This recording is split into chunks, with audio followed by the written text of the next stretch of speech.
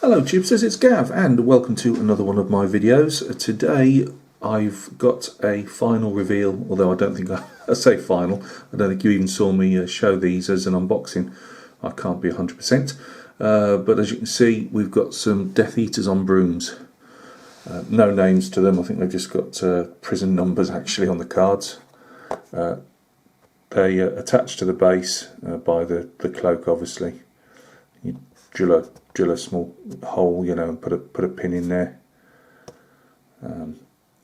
You get two in the pack, as you can see. One holding a wand up, one not. You get the obligatory cards. Got a couple of different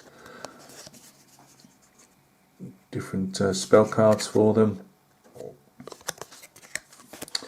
and let's just have the two main cards. There you go.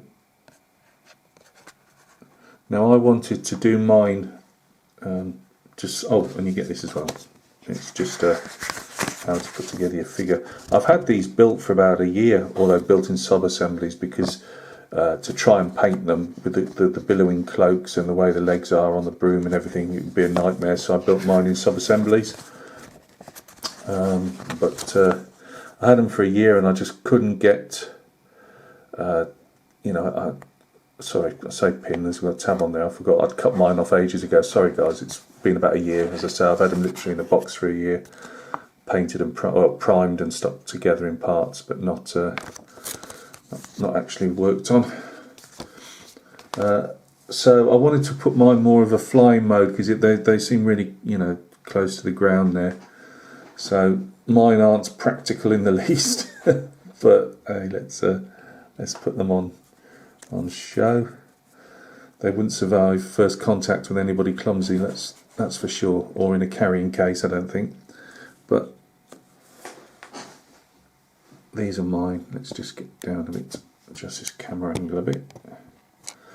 What I've tried to achieve here, not altogether successfully,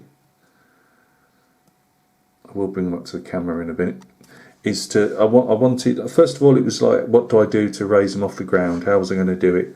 I looked at doing it on a wall, flying over a wall, on the side of a wall. I even thought of building a lamppost and have them stuck to the side of that, anything just to lift them off the ground, really. I even scratch built a small side of the tower that they'd have, at Hogwarts, only, obviously to fit on the base. It wasn't anything outstanding. But it just didn't look right. So in the end I thought, remember them going down the River Thames, I think on Order of the Phoenix, and one of the others I believe, with the Death Eaters chasing them and whatever. And I thought, we're going to go for a couple of pylons, like mooring pylons, and we'll put some dirty Thames type river water. So what we'll pick this guy up first. Go for the Death Eater first. To my mate Sean from the Scale Model Car Guy channel, who's never seen a Harry Potter film, I cannot believe it. But that's not a skull. It's they all wear the Death Eaters wear these masks, different styles. I really struggled with the masks, not so much this one, but the other one, because it's got a lot of raised detail on and it's so tiny, it's hard to get any type of glazing in there that I was happy with. I've given the cloak greenish hues in there without being too green, just to say it just wasn't a black mass really. The water effect is done with, first of all I did what I did on the lunar figure. I got a very thin piece, and let's just see if I can grab a piece without it disintegrating. Can you see that? That's as thin as the card that I've used. It moulds. I cut it into a rough circle, stick it down with modelling glue, and it obviously, because it's styrene and this is styrene-ish, it gives you a nice flat surface to work on. I fill the bottom with a bit of putty, and these are actually, although they look like dowels, they're actually lolly sticks. We went through a thing of eating some, I don't know, they got round sticks anywhere, and I just thought they'd always come in handy, and they have. But yeah, a piece of dowel, more or less. with a pin in the bottom. I've scrunched up silver kitchen foil to make the water effects, you know, the ripples. And I've then put some Vallejo still water on. You know, you could obviously, especially with the amount of ripples I've got there, you could have probably used some of the, you know, that fast flowing stuff, but that's all I've got. It is a case on a lot of my bases, it's use what you've got. So yeah, I've done a bit of a half disintegrated keep off sign. Some Vallejo plastic putty made the green weed there. These are just bust up, cut up pieces of paper clips. I use them for the straight bits for pinning, and I always keep these bendy bits because they make handy bits of Rio bar and things. So again, it's all a bit stylised, obviously. We've got the old bird droppings on the top where the birds will be sitting.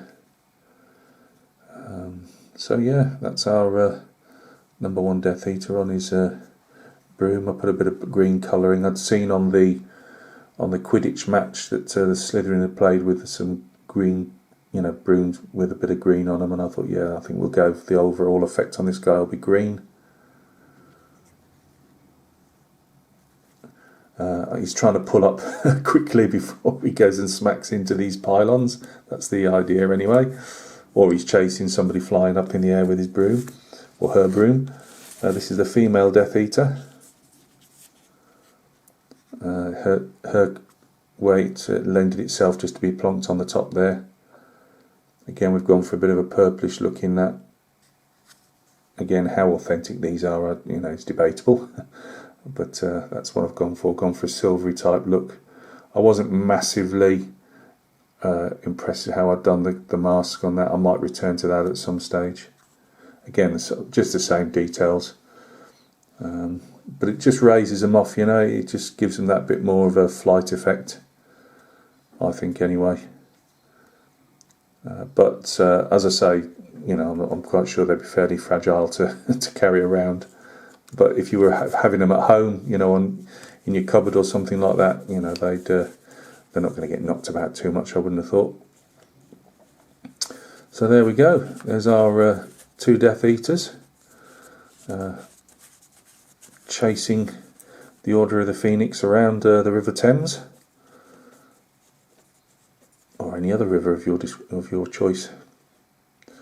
So guys, thanks a lot for stopping by and taking a look. I have a video coming up late tomorrow of the FT17 tank build that I'm doing at the moment. It's just taken a while because of stop start. As I say, there's lots of little bits cutting off the sprue that, you know, need painting and sticking on, and it's been a bit of a trial and tribulation with that one as well. So that will be coming up tomorrow. I'll just go do a bit of priming with it tomorrow, and then I'll do a video. So you will see some FT17 coming up. I'm about to later on today clean up the Professor Lupin and the werewolf figure from the Harry Potters. So that'll come up on a video in the next week or two. I've also got a fair way dug into the 28mm Napoleonics commission, and although I've already painted some more figures for that, I've not bothered showing you because I've got to stick some down to a base. So that's what's coming up, guys. So you take care of yourselves. I do thank you for stopping by and taking a look at this video. It really is appreciated, and we will catch each other very soon on another one. Cheers.